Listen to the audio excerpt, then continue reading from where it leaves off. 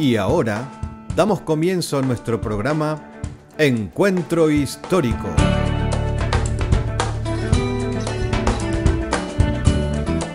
De la mano de Patricia Ferrer y bajo la conducción de Richard del Pino, haremos un recorrido por la historia para dar una interpretación correcta a la palabra de Dios y sus personajes, y también para comprender aún mucho mejor las bases de nuestra fe. Póngase cómodo y sea usted también, durante los próximos 25 minutos, partícipe de este Encuentro Histórico.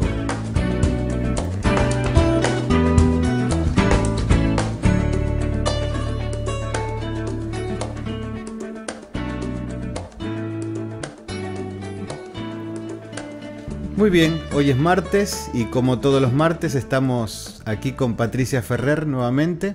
Gracias, Patricia, por estar una vez más con nosotros. Gracias a todos. No, por favor, no, la verdad que es una alegría. Y te voy a hacer una pregunta personal. ¿Te gusta? ¿Te sentís bien haciendo esto? Excelente, sí. Me gusta que te guste, para que te sientas bien y lo podamos hacer así, bien ameno para todas las personas que nos están escuchando. Cada vez que leemos, ahí nos damos cuenta que lo poco que sabemos y todo lo mucho que nos falta todavía aprender. Sí, bueno, pero eso es a todo. Pero la intención siempre fue dar... yo siempre me pregunté esto, ¿no? Y salimos un poquito ahí del tema, pero está bueno porque la gente también tiene que conocernos un poco. Digo, ¿y qué hacemos sentado en una iglesia o qué hacemos estudiando? ¿Todo es para nosotros? O sea, ¿qué hacemos? Claro. Comemos, ¿y cuándo vamos a dar? La intención de esto es justamente lo poquito que podemos tener, lo estamos transmitiendo para que otros también puedan crecer. Así es. Esa es la intención. Así que muchas gracias por estar aquí nuevamente con nosotros. Bien, vamos a dar comienzo al programa de hoy. Recordar solamente que en los programas anteriores estábamos un poco dando las bases del pensamiento de los diferentes grupos en la época y durante el ministerio de Jesús, ¿no es cierto? Así. Y hoy nos vamos a enfocar, de acuerdo a lo que tú me dijiste hace un momento, en la esperanza mesiánica judía de Jesús. ¿Es así? Es así. Perfecto. Sí. Para que... Mira, ¿te acordás que habíamos venido hablando sobre hacer una demarcación entre los grupos el movimiento de Jesús y sus discípulos, que son todos limitados a la tierra de Galilea y de Judea, y hacer una especie de demarcación en cuanto a diferencia de pensamiento y después de transmisión de mensaje de las comunidades que surgieron después, que son las comunidades cristianas. Sistemas de pensamiento, vamos a ver que no eran muy homogéneos, habíamos venido hablando, porque es muy distinta y nosotros después vamos a hacer una comparación entre lo que pasaba en la tierra de Judea y Galilea a la situación que estaban pasando la diáspora judía en el resto del imperio, era muy diferente. Por eso es que también las diferencias en cuanto a la esperanza de la venida del reino, es decir, no es lo mismo. Es decir, si estamos en la tierra de Judea y Galilea, vamos a ver ahí es donde justamente es el caldo de cultivo de todo el apocalipticismo, que ya había empezado en el siglo III antes de Cristo, todas estas corrientes mesiánicas de la esperanza escatológica de la venida del reino. Es decir, en qué básicamente se basaba, era que en la idea de que tenía que irrumpir, de acuerdo a lo que habían dicho los profetas, Dios tenía que irrumpir en la historia y en este momento en toda la sociedad de Israel, instalar su reinado, porque cuando la Biblia habla de reino también habla de reinado, o sea, el vocablo hebreo que se utiliza ahí, y entonces establecer un reino teocrático, y de ahí que fuera a luz, digamos, a todas las naciones. Y habíamos hablado de eso en anteriores programas, de que ese era básicamente el pensamiento de Jesús. Perdón, para tener una idea un poquito más clara. Entonces, digamos, nosotros tenemos la idea dentro de lo que es el cristianismo de que la idea del reino vino con Jesús. Y vos estabas diciendo que ya 3 siglos antes ya estaba esa idea del reino. O sea que la idea del reino empieza, Claro, empieza en el judaísmo en realidad. Sí, es una idea judía. Okay, por eso me gusta David Flusser, me gusta mucho su libro que se llama El cristianismo, es una religión judía. Claro. Me encanta. Porque, y ahora, después vamos a ver, cuando toquemos el tema de Filón en el próximo programa, también, siendo que es un judío helenístico, y que los primeros padres del siglo II, que son los primeros padres eclesiásticos, se van a basar mucho también en un pensamiento de él, y también es un judío. Es decir, que aún en el judaísmo helenístico podemos llegar a decir que el cristianismo hunde sus raíces en el judaísmo. Claro. Entonces, volviendo al tema del mesianismo, es decir, primeramente que David en su libro que veníamos mencionando, David Flusser, te viene aclarando que el concepto de reino de los cielos, es decir, es lo mismo, es un sinónimo de decir reino o reinado de Dios. Y él explica que es no tiene nada que ver con la parte astronómica. Normalmente se ha entendido, de una manera. No, es una circunlocución hebrea para nombrar, digamos, a Dios o el nombre de Dios. Entonces, como no se lo nombra a Dios, es como si fuera un eufemismo que dice el reino de los cielos o el reinado de los cielos. Es lo mismo que el reinado de Dios. Entonces, la esperanza mesiánica que había en ese momento, había varios grupos, ¿no es cierto? Estaba relacionado no con algo, digamos, que estaba en el aire. Recordemos que Judea estaba pasando un momento de opresión, tenía la ocupación romana ahí, tenían todos los gentiles viviendo en toda esa tierra, y era lógico que en las comunidades tanto de Galilea, habíamos visto, como las de Judea y Jerusalén y todos esos lugares, lo único que querían que el opresor saliera, se saliera de esa tierra. Y además toda su idolatría y todo lo que habían implementado ahí en ese lugar, y que obviamente esa tierra había sido dada desde los patriarcas, desde Abraham estaba la promesa de que esa tierra era solamente para el pueblo judío, y era para que el pueblo de Israel pudiera ejercer o poder tener libremente su creencia en el único Dios, y de ninguna manera era bien visto o aceptado, por lo menos por las comunidades, que hubiera una ocupación extranjera con otros dioses.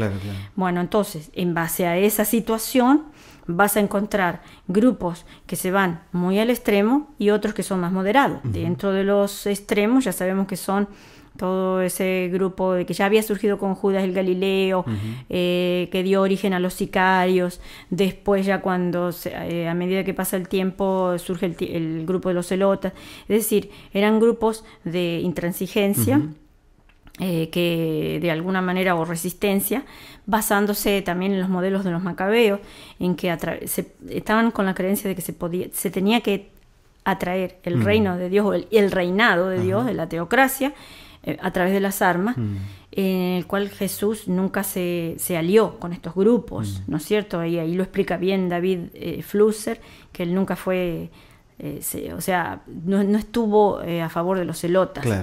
Pero sí, de todas maneras, si la figura de Jesús se podría más bien acercar a los fariseos, que eran más moderados, y que ellos decían la forma de traer el reino de Dios era a través de guardar los mandamientos. Por eso también ese énfasis en toda su tradición oral, que después fue puesta por escrita, pero que basado en aprender bien y de una manera minuciosa todos los preceptos de la Torá. De las cuales, ya te digo, Jesús en ningún momento se opone a eso. Lo que sí posiblemente tampoco podemos ubicarlo adentro del partido de los fariseos, porque él tampoco pertenecía al partido de ellos, sino que por el contrario, muchas veces se mostró como opositor a la actitud que ellos tenían con respecto, una actitud de superioridad a veces delante de los demás grupos judíos que no cumplían con todas esas prescripciones de una manera tan detallada como ellos. Sí. Pero lo que quiero dejar en claro acá es que en ningún momento ni nadie está renegando ni del judaísmo ni de la Torá en sí misma, sino que lo que acá hay distintas formas de interpretar. Claro. Pero siempre, o sea, volvemos otra vez al punto en que, bueno, mientras tanto también estaban los grupos, dicho sea de paso, tenemos que mencionar a los esenios, que era otro grupo que también podemos encontrar, digamos, una cierta corriente apocalíptica, claro, que estaban esperando la irrupción del reinado de Dios, pero que un grupo de ellos se había escindido, habíamos visto, se habían ido al desierto, y de ahí establecieron su comunidad, que incluso era mucho más estricta que el fariseo, claro, pero muchísimo más estricta, y podemos ver en todos los textos del Qumran que tenían unas prescripciones digamos mucho más extremas, ¿viste? En cuanto a ascetismo y renuncia de la propiedad, absolutamente, renuncia de todo, aún de la familia, es decir, son grupos, digamos, que podemos relacionarnos como los precursores de los monjes, ¿no? De alguna manera el monacato después cristiano ya de los siglos 2, 3, 4 se basó mucho en esos modelos, pero, o sea, digamos que Jesús en todo momento, según David Flusser, acá me gusta que él apunta digamos, a que él, su mesianismo o su esperanza escatológica se basa en la novedad de que para él el reino era futuro, digamos, en el sentido de que todavía no había venido, ¿no es cierto? Por eso es que la esperanza era decir, venga tu reino, claro, incluso cuando él hace la oración, ¿cierto? La famosa oración del Padre Nuestro, que no es, dicho sea de paso, no es una oración católica, es una oración judía, digo porque, viste, muchas veces, pero pero al mismo tiempo él le dijo a sus discípulos que el reino ya estaba presente. Claro. Es decir, desde Juan el Bautista, él dice que ya viene, ya se hizo presente. Claro, sí. Entonces, es la dimensión del reino. Entonces ya está presente, pero al mismo tiempo no está del todo. Es decir, como que ya, pero todavía no. Claro. Es decir, porque también en la parábola, por ejemplo, del trigo y la cizaña, ya vemos que todavía va a seguir estando, es decir, el mal todavía en el mundo, porque básicamente la gran pregunta era, ¿cuándo se va a terminar esta opresión, los enemigos de Israel?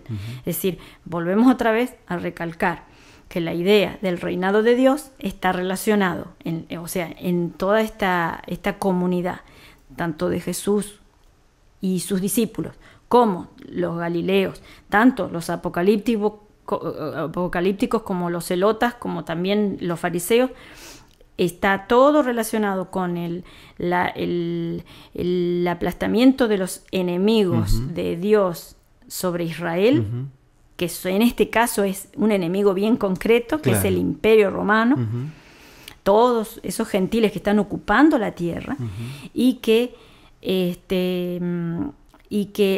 Israel tiene que llegar a ser otra vez el centro y la luz de todas las naciones. Claro. Es decir, en todos estos grupos, a pesar de que hay distintas formas de llegar y de distintas maneras de interpretar, todo el núcleo del pensamiento es ese. Tiene que venir, tiene que irrumpir el reinado de Dios, se tiene que aplastar todos sus enemigos, que son, en este caso, vuelvo a repetir, es el Imperio Romano con todas sus instituciones, y establecerse por fin una teocracia. Claro. No cristiana, es judía. Sí, judía. Y básicamente también otra cosa que apunta David Flusser es que Jesús en todo momento lo que pedía o lo que proclamaba era que eso se podía traer no con las armas, como los celotas, por ejemplo, o los otros grupos que estaban ahí, a través de la fuerza, sino con transformación interior. Es decir, él creía mucho en la fuerza de la fe, en la fuerza del amor hacia el prójimo, en las buenas obras, y todo eso constituía una fuerza dinámica que iba a transformar la sociedad. Claro. Es decir, que la transformación tenía que venir desde dentro mismo, de la sociedad israelí, es decir, arrepentirse, volverse a Dios, retorno. O sea, siempre acordate que cuando las escrituras hablan de arrepentimiento, de conversión, están hablando de retorno a las fuentes. Claro. Pero siempre dentro del marco del judaísmo. No en ningún momento salirse de ahí. Claro. Por eso es que los historiadores en todo momento te hablan de un Jesús histórico que estaba apegado en las instituciones de Israel, que en todo momento, en ningún momento estableció, digamos, una especie de decir, bueno, hasta aquí se estuvo guardando esto, pero a partir de mí todo esto queda abrogado, como ese tipo de enseñanzas, digamos, se aplicaron después. Claro. Las comunidades cristianas son las que interpretan así, claro. posteriores. Pero no fue así en ese momento. Claro. El personaje de Jesús, el Jesús histórico, no rompe ni con la cultura ni con la religión de Israel. Lo que sí es un opositor, sí, como hemos venido hablando en otros programas, que es un opositor al establishment judío de ese tiempo, que está asentado en el templo. Claro. O sea, son las autoridades del templo, que habíamos visto el otro día, que funcionaba no solamente como órgano rector de la religión, sino órgano rector de la economía, y funcionaba también todo lo que sea relacionado con el imperio romano, es decir, tenía una especie de alianza con el imperio. Entonces, ese tipo de autoridades que estaban ahí asentadas en el templo, obviamente, para Jesús, no representan el verdadero Israel. Claro, claro. Por eso es que también ellos, continuamente se habla de que ellos se consideraban el verdadero Israel. Me gusta esto, y me gusta en la forma en que vos lo explicás, porque la historia te desenfoca un poco de la idea nuestra contemporánea, y desde hace ya bastante tiempo, del Jesús. Yo no quiero que se malinterprete, ojalá se pueda entender, del Jesús del amor, claro, del sentimiento, del Cristo glorificado. O sea, ¿qué quiero decir con esto? Evidentemente las cosas en ese tiempo eran bastante diferentes al enfoque que le damos nosotros hoy al tema de la salvación, al tema de la esperanza mesiánica. Sí. Sí. Ahora yo tengo una pregunta, ¿no? Y me gusta ese enfoque que se le da a través de la historia, ¿me entendés? Se saca un poco, y tal vez el que le guste leer la Biblia bien, como se tendría que leer, no versículos dispersos por ahí, sino leer todo el contexto. Se puede, digamos, dar cuenta de cómo eran las cosas en ese momento. Por ejemplo, mismo que siempre lo nombro, cuando Jesús entró a Jerusalén y toda la multitud le gritaba Hosana, Hosana, Hoshana, Hoshaná, le estaba diciendo sálvanos ahora. O sea, era un clamor y un pedido casi como, digamos, tomar el reino por la fuerza, por las riendas, y mostrar que sos el Mesías de esta manera. Por eso lo relacionábamos con lo que veníamos hablando. Claro, o sea, tiene que ver la situación política que se estaba viviendo. Entonces lo bueno de la historia es trasladarse un poco a ese lugar, y se saca toda la idea que tenemos hoy en día, ¿no? De ese Cristo. Pero que yo tenía una pregunta mientras vos estabas hablando. Esa esperanza mesiánica judía en el Mesías, era más fuerte. Siempre tengo esa cosa, ¿no? Esa idea. Era más fuerte en el pueblo o en las autoridades. Porque en programas anteriores, claro, en programas anteriores habías dicho que el pueblo estaba las autoridades estaban cómodas, estaba todo bien. Digamos, para trasladarlo al tiempo nuestro, decimos que cuando pasan ciertas cosas en un país, en nuestro país, en Argentina, en Uruguay y hasta acá mismo, muchas veces en Estados Unidos, cada vez que el gobierno pasó algo económicamente en un país, los que estaban bien siguieron estando mejor. Exacto. Y el pueblo fue el que sufrió. Claro. Entonces, desde esa perspectiva me hago esta pregunta. Digo, ¿quién tenía esa esperanza más fuerte y con más deseos de ese clamor que llegara en ese momento? ¿El pueblo o las autoridades? Indudablemente, muy buena tu pregunta, Richard. Es el pueblo solamente, porque las autoridades, como habíamos visto en otras oportunidades, son las que están, han logrado una alianza, es decir, con el Imperio Romano, que ya eso viene, las alianzas, desde que el helenismo penetró ahí con Alejandro, digamos, siglo 3 antes de Cristo, se logró una alianza con las autoridades del templo, que eran en ese momento todavía los sacerdotes, o sea, una élite sacerdotal que sí entró, digamos, en el reparto de poder decir, bueno, o sea, nosotros si logramos de alguna manera una especie de acomodo, de alianza acá, vamos a, sí, de acuerdo, ¿no es cierto? Vamos a tener muchos beneficios. Claro. Y a ellos no se los molestaba. Y en cambio el pueblo no, el pueblo estaba sufriendo mucho por la razón de que no solamente se lo agobiaba con los impuestos, terrible era eso, porque acordate que tenían que pagar no solamente los impuestos al imperio, sino también mantener toda esa élite sacerdotal en el templo. Sí. Que de hecho, o sea, había mucho gasto en ese tiempo, porque todavía en la época de Jesús se estaba construyendo, o sea, el templo, de que había empezado ya con Herodes, ¿no es cierto? Sí. Pero prácticamente, según Josefo, se termina en el 62 después de Cristo, y curiosamente 62, 63 después de Cristo termina la reconstrucción. Y fíjate vos que una vez terminado, muy poquito tiempo y en el 70 es destruido. O sea, esa es una de las grandes tragedias del pueblo judío, terrible. O sea, porque después de eso o sea, fue terrible. Claro. O sea, no fue el pueblo, o sea, el pueblo de Israel sacado de su tierra, y ya van 2000 años ya. Que gracias a Dios ahora ya está, a partir de 1948, ya está establecido otra vez el Estado de Israel, y con todo su derecho de existencia plenamente, y bueno, aunque ya estamos viendo que se están levantando nuevos enemigos. Sí. Bueno, eso calculo que va a pasar siempre. Sí, lamentablemente. Pero bueno, volviendo nuevamente al tema de la esperanza mesiánica.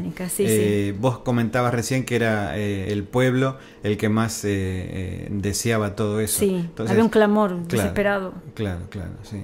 ¿Y qué te iba a decir? Nos queda ahora poco tiempo ya para el programa de hoy. Sería bueno, ¿no?, que pudieras, si tenés alguna, digamos, como para terminar este programa, para redondearlo, para poder ya ir terminando acerca de la idea de esta esperanza mesiánica judía del Mesías, en este caso de Jesús, ¿no es cierto? Sí, bueno, mira, me hiciste acordar que puedo mencionar un texto acá, que es un texto de los apócrifos, que incluso no se llamaba así, apócrifo, claro, en aquel tiempo, es literatura judía que circulaba normalmente exactamente en el pueblo, y él decía, pero cuando llegue el fin de los tiempos, entonces aparecerá su poder, el de Dios, sobre toda la creación, y entonces no existirá más el adversario, y la aflicción desaparecerá con él. Entonces acá te explica David Flusser, porque esto está en Ascensión de Moisés 10.1. Tanto para los apocalípticos como para los fanáticos celotas era indispensable que el imperio del mal, o sea, el imperio romano, tenía que ser destruido y vencido. Claro.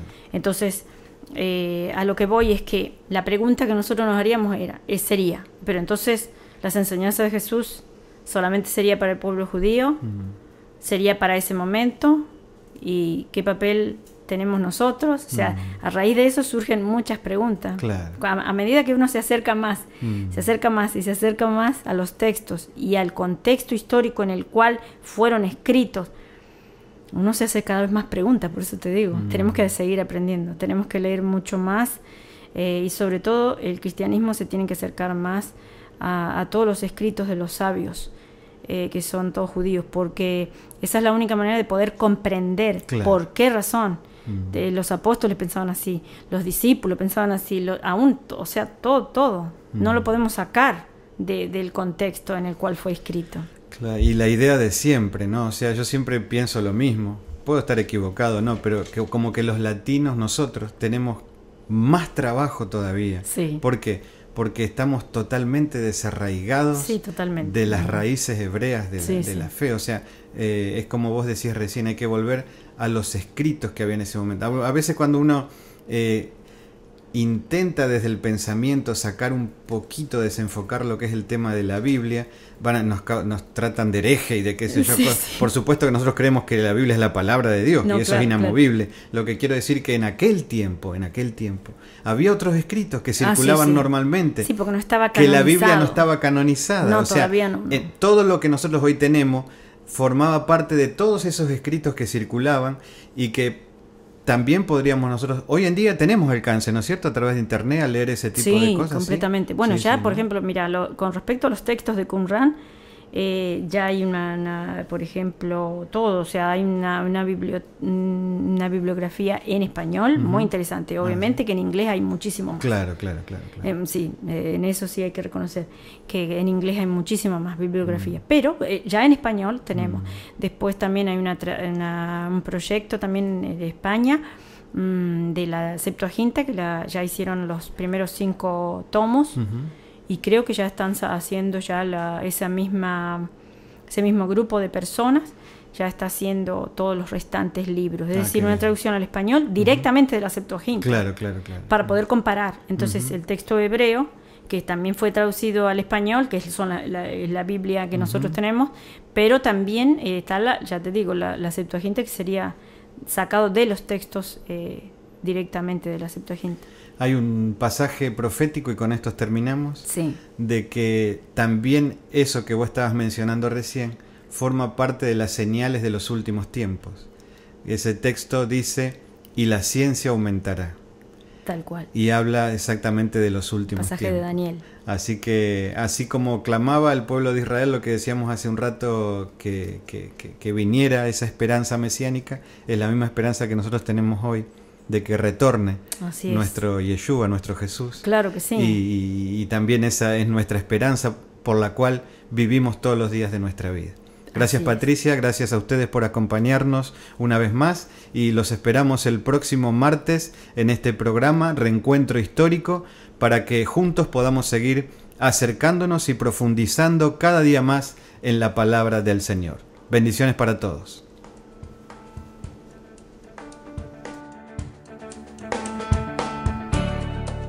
Nos encontraremos el próximo martes a esta misma hora para seguir siendo partícipes de este encuentro histórico. Este material también está a su disposición en CDs. Si usted desea obtener más información, por favor escríbanos a info@olivonatural.org y gustosamente se lo haremos llegar. Encuentro Histórico es una producción exclusiva de Ministerios Olivo Natural.